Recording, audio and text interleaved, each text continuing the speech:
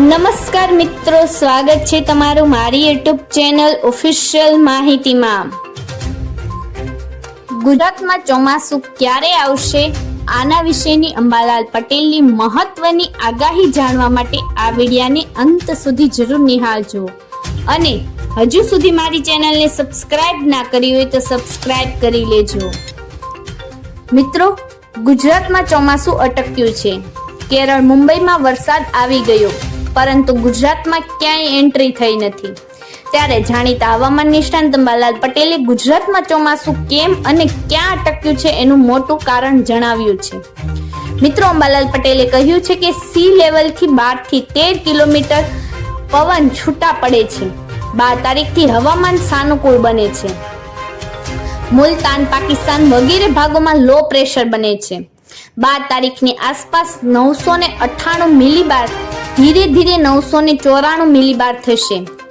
અમદાવાદ ગુજરાતમાં 998 મિલીબાર અને ગુજરાત દક્ષિણના દરિયા કિનારા નજીક 101 મિલીબાર થશે। ત્યાર પછી ધીરે ધીરે 1004 મિલીબાર અરબ સાગરમાં 1008 મિલીબાર જેટલું હવાનું દબાણ રહેવાની પણ શક્યતા છે।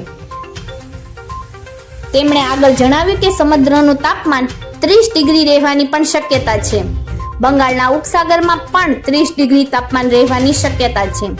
તારીખ 17 થી અપર એર સર્ક્યુલેશન રચાશે, જેના કારણે ઉપરના લેવલના પવનો તારીખ 17 બાદ બંગાળ ઉપસાગરમાં 1.5 કિલોમીટરના લેવલના રહેશે।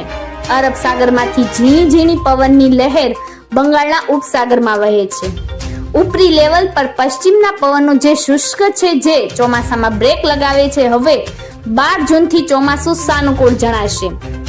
તો ચોમાસું ક્યારે દસ્તક દેશે એના વિશે વાત કરીએ તો હવામાન નિષ્ણાંત અંબાલાલ પટેલે જણાવ્યું છે કે 12 જૂનથી ગુજરાતમાં ચોમાસાની સ્થિતિ બનશે।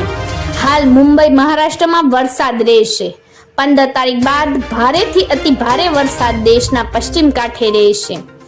કર્ણાટકથી મહારાષ્ટ્રમાં જળબંબાકારની સ્થિતિનું નિર્માણ પણ થઈ શકે છે। આ વર્ષે કર્ણાટક અને મહારાષ્ટ્રમાં 10 થી 12 ઇંચ વરસાદ પણ થઈ શકે છે। 12 જૂનથી ગુજરાતમાં હવામાનમાં પલટો આવશે। 13 થી 15 જૂન સુધીમાં ગુજરાતમાં ચોમાસાની ગતિવિધિ વધી શકે છે, જ્યારે 15 થી 23 તારીખમાં ગુજરાતના ઘણા ભાગોને આવરી લેશે। મતલબ કે કેટલાક ભાગોમાં ભારેથી અતિ ભારે વરસાદની પણ શક્યતા છે। મિત્રો, આવી જ વધુ માહિતી મેળવતી રહેવા માટે મારી ચેનલ સાથે જોડાયેલા રહેજો।